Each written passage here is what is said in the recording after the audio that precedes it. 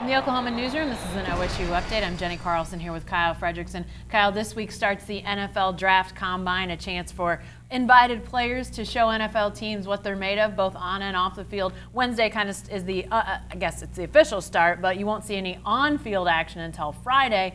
Emmanuel Ogbah headlines the list for the Cowboys invited to the Draft Combine.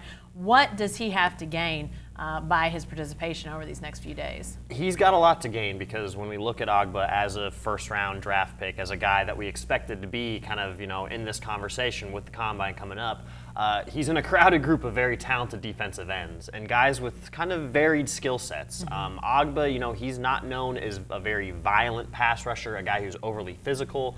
We saw his speed rush off the edge, things he was able to do with his speed and his quickness getting to the quarterback. But this is going to give him an opportunity to stack up against some of his competition for those first-round picks and how much weight he can lift, and some of those agility drills to really showcase his raw ability for those scouts. Because as of right now, Ogbah is anywhere from the first or second round, depending on whose list you look at. Yeah. I think this will give scouts just another idea of who really is in that top echelon of defensive ends. Ogbah, as the rest of the defensive linemen, will do their media interviews on Friday, and then he will work out on the field with the rest of the defensive linemen on Sunday. Extensive coverage, NFL Network, and a lot of other places as well. But you mentioned his sort of varying degrees of where he could fall. I mean, I assume he'll handle the off-the-field stuff pretty well. Is there some on-field marks, some things that you're expecting to see maybe as he's continued to really focus on this NFL draft? I think just being more physical, as we've seen his transformation from his freshman year to this year under Rob Glass. I mean, it's been incredible, the gains this guy's made in the workroom.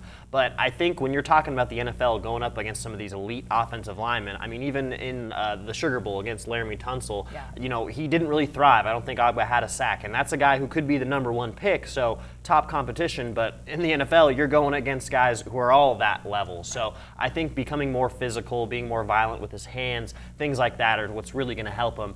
Because like you said, you're right. This seems to be a player who's not going to have the off-the-field issues. I mean, in light of what we found out about Joseph Randall, even Justin Blackman, some of the Cowboys' top picks, have kind of strayed from that path. But even in Ogbah's announcement on Twitter, he said, "I want to represent this university, the way that we should."